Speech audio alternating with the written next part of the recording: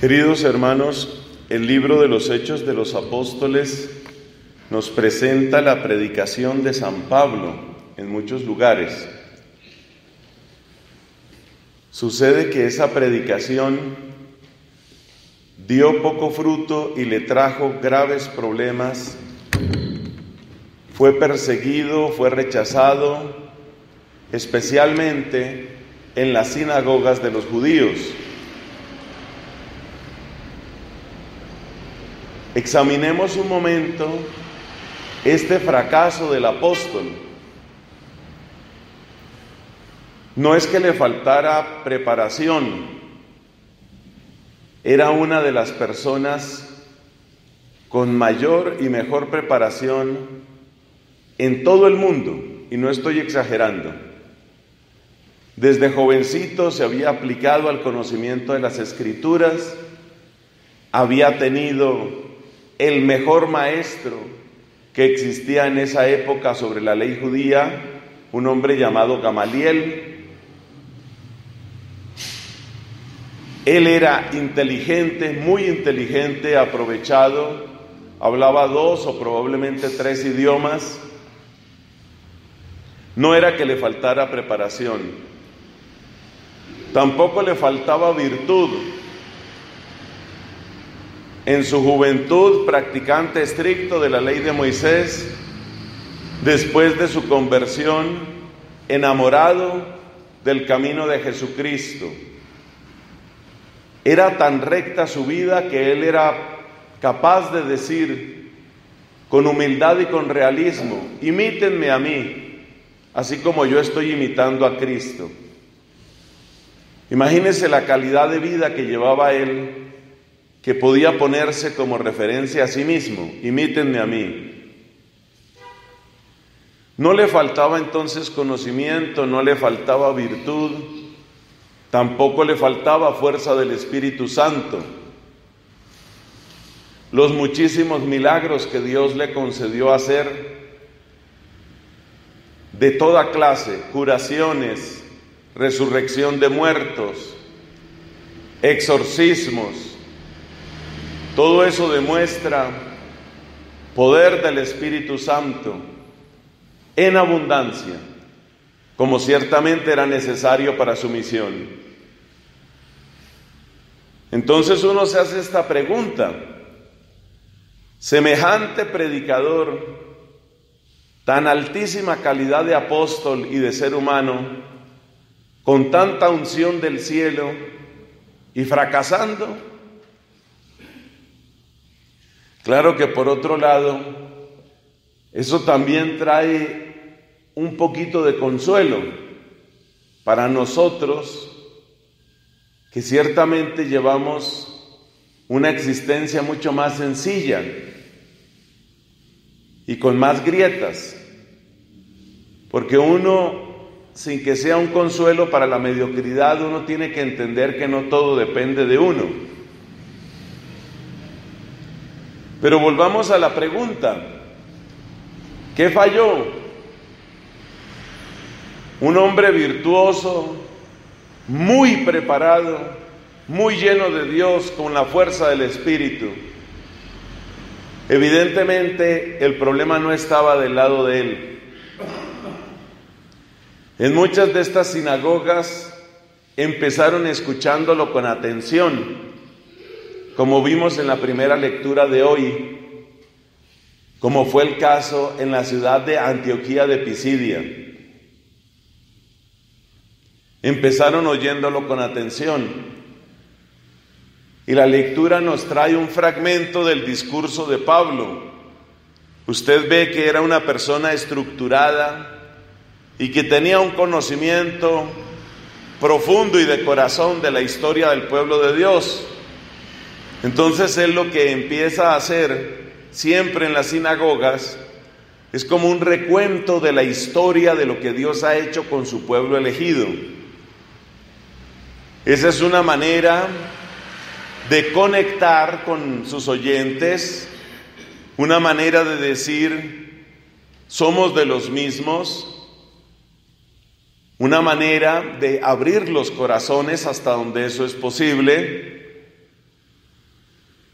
Y hasta ahí le oían bien. Pero claro, Pablo no quería simplemente recordar cosas del pasado.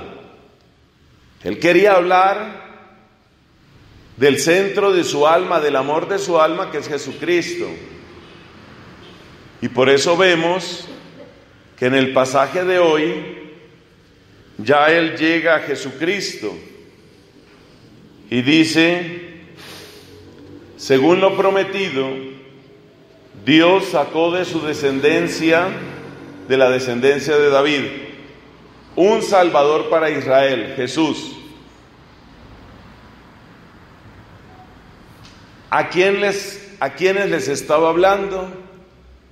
Judíos en la diáspora, es decir, comunidades de judíos que estaban en muy diversos lugares del Imperio Romano. ¿Por qué había judíos en esos sitios? Bueno, porque desde el siglo VI antes de Cristo, los judíos fueron expulsados de su tierra, cuando el destierro. Entonces, ahí empezó la diáspora, la dispersión. Y ya miren en qué sitios había sinagogas. De hecho, esas sinagogas, esas comunidades de judíos que se agrupaban en la sinagoga los sábados, formaban como una especie de red. Ellos se conocían entre ellos y se ayudaban y se apoyaban. Usted ve que cuando reciben a Pablo, lo reciben con cordialidad porque ven en él un judío.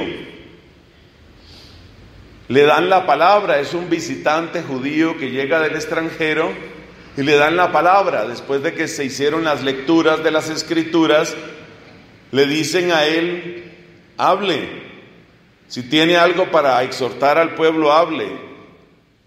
Diríamos hoy, le pasan el micrófono. Bueno, y mientras él está hablando de la historia del pueblo judío, lo oyen bien, con atención. Pero cuando él llega a decir que el Mesías ya llegó y que el Mesías es Jesucristo, el que fue crucificado,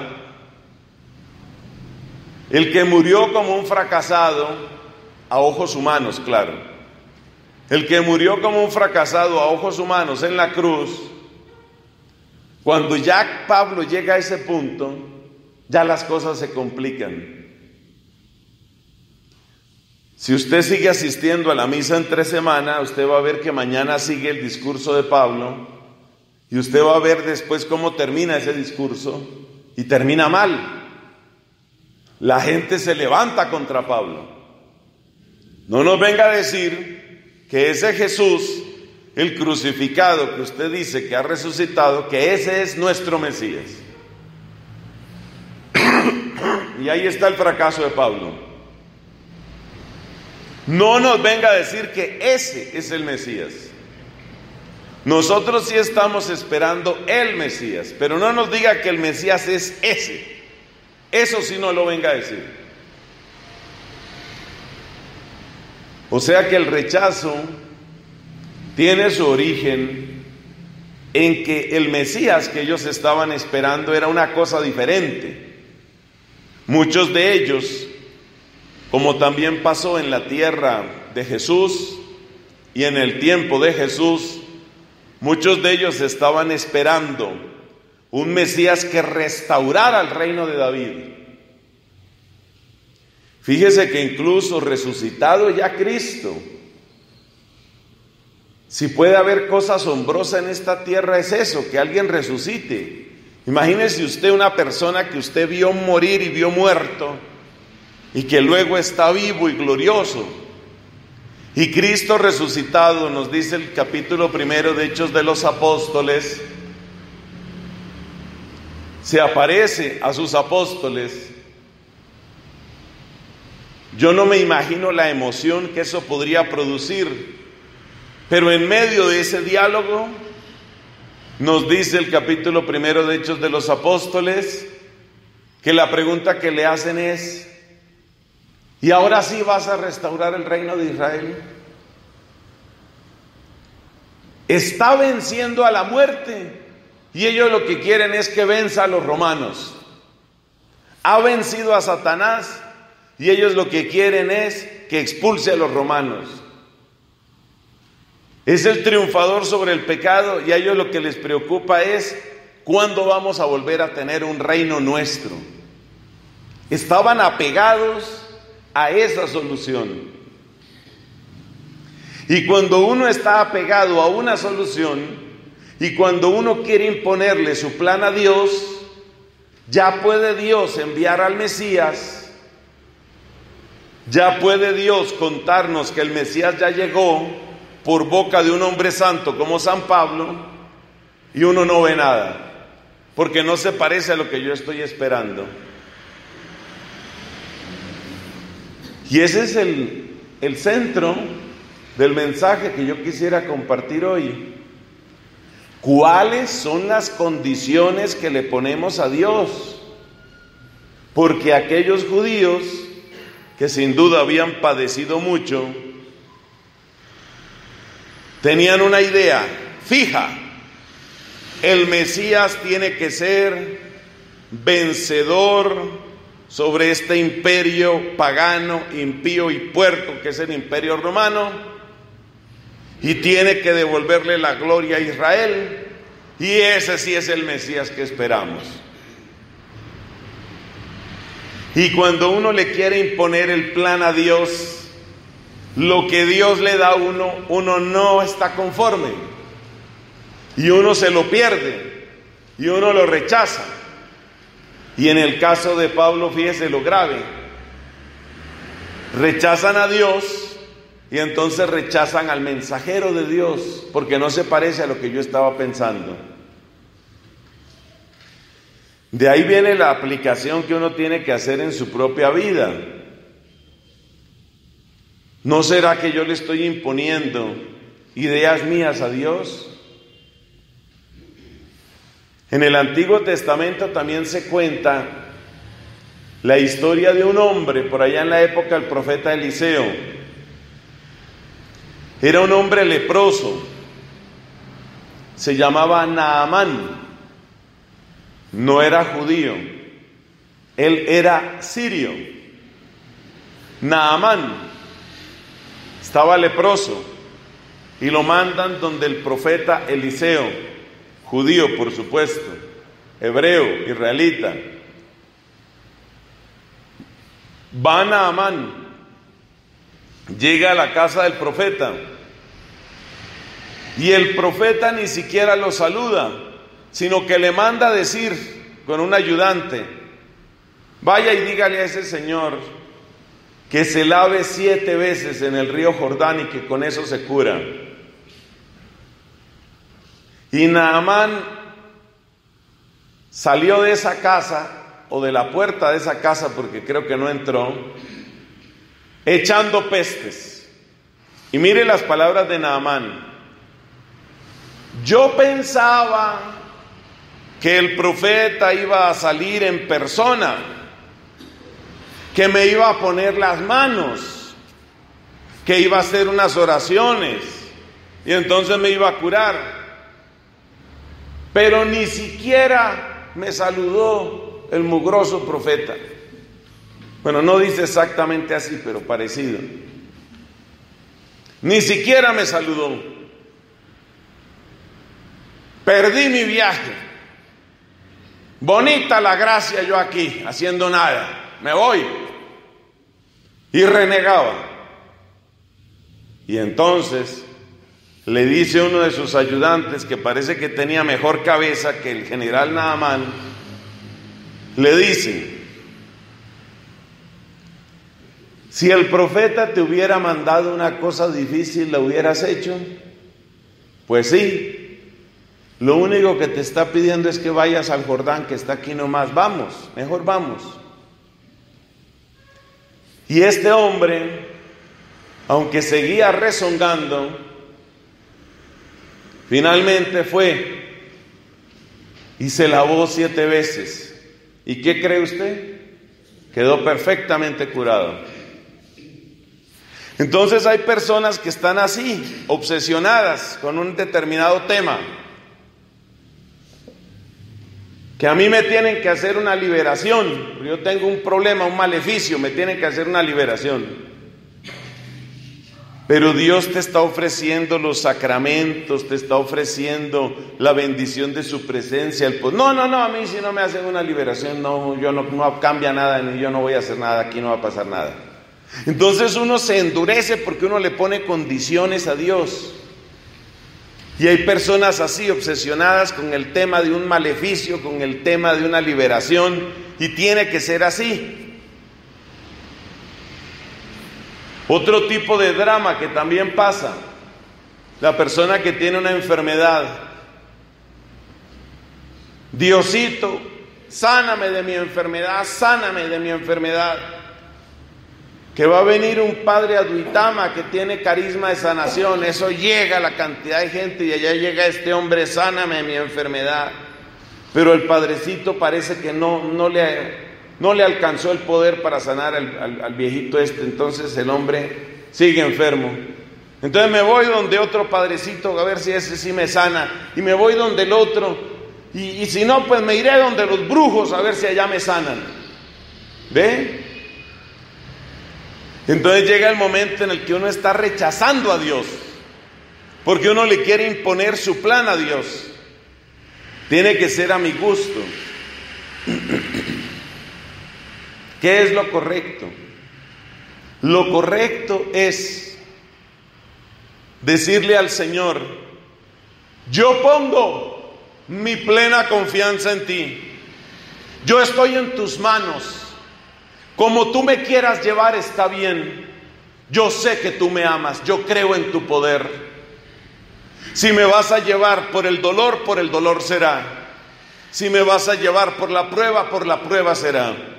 Si me vas a llevar con una gran paz y tranquilidad, así será, Señor. Ese sí es el camino. No ponerle condiciones a Dios. Poderoso es Dios para librarnos de lo que sea y para sanarnos de lo que sea. Pero no le vamos a poner condiciones a Dios, porque los que le ponen tantas condiciones al final terminan engañados, y con frecuencia quedan engañados por personas sin fe o que tienen una fe rara, sucia, corrupta. No le vamos a poner condiciones a Dios. Dios le mandó a aquellos judíos de Antioquía de Pisidia, les mandó, yo creo que no estoy exagerando, el mejor predicador vivo que tenía el mundo en ese momento, San Pablo. Les mandó el mejor predicador y no les sirvió. No les sirvió, porque ellos tenían su idea. No, nosotros no podemos caer en ese error.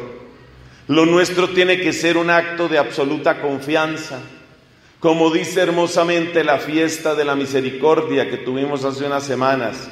Pero hay que seguir pegados a ese mensaje de la misericordia. Jesús, yo confío en ti.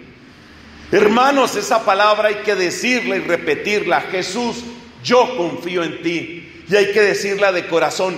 Páseme lo que me pase, sienta lo que sienta, llegue lo que llegue. Jesús, yo confío en ti, yo confío en ti. Así tenga grandes tormentas, dificultades, soledad, o tenga gran prosperidad, aplausos y acogida, lo exterior no importa tanto. Jesús, yo confío en ti y no quiero apartarme de ti.